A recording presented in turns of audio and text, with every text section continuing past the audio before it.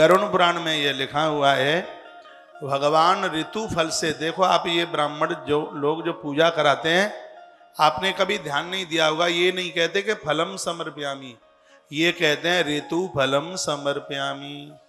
खुश मत होना कि जापान का आप अंगूर चढ़ा करके देवता को ज्यादा खुश कर रहे हैं।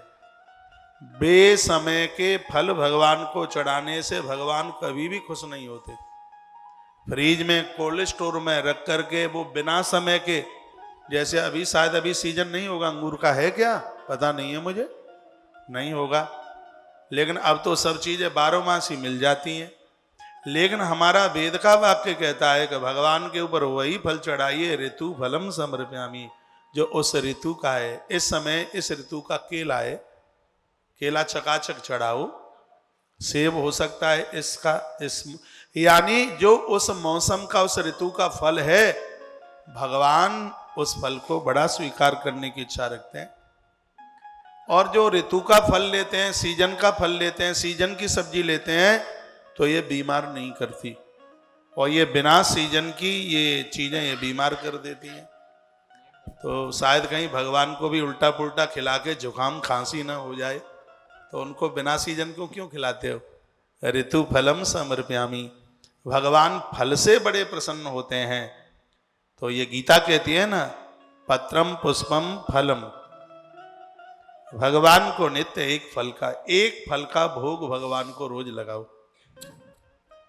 आप दोपहर में भगवान को पर्दा डालते हो कि नहीं? 1 बजे पर्दा खींच दो मंदिर में, कर्म कांड में इसकी बड़ी महिमा है। और जब 3 बजे या 3:30 बजे या 4 बजे पर्दा उठाते हो, तो भगवान को आप फल का भोग लगाएं।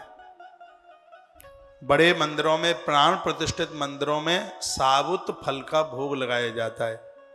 घर के मंदिरों में आप अमनिया करके भी उसका भोग लगा सकते हैं। फल का भोग लगाइए, रात्रि को दूध का भोग लगाइए, दोपहर में अन्न का भोग लगाइए।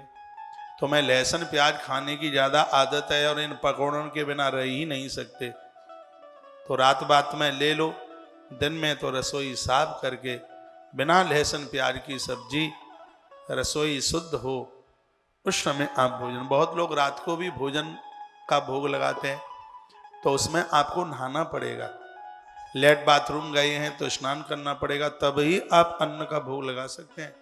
अन्न तो छूते ही विषैला हो जाता है, छूते ही क्या, छाया पड़ते ही अपवित्र हो जाता है। तो उसमें ये सब चीज़ों का बड़ा ध्यान रखना पड़ता है। तो रात्रि को दूध का भोग लगा दो, मिश्री का भोग लगा दो, 4 बजे कुछ फल का भोग लगा दो। एक बार करके तो आप देखो, आनंद ही आनंद हो जाएगा। कुछ दिनों में तो तुम्हें भार जैसा लगेगा, लेकिन कुछ समय के बाद इस काम के बिना आप रह ही नहीं पाएंगे। बढ़िया अपने हाथों से गुलगुला पर्दा बनाओ भगवान का, नीचे बढ़िया सा कपड़ा उनके नीचे बिछाओ। ये सब साकार भक्ति है, ये सब सगुण भक्ति है, प्रेम लक्षणा भक्ति है। ये सब कुछ करने में बहुत आनंद आता है। और जब पूजा में बैठते हो, बच्चों को भी बिठाओ, बच्चों के पापा को भी बिठाओ, बच्चों की मम्मी को भी बिठाओ, थोड़ा पूजा घर का आनंद तो लीजिए। भगवान को प्रसन्न करने के लिए पत्रम पुष्पम फलम,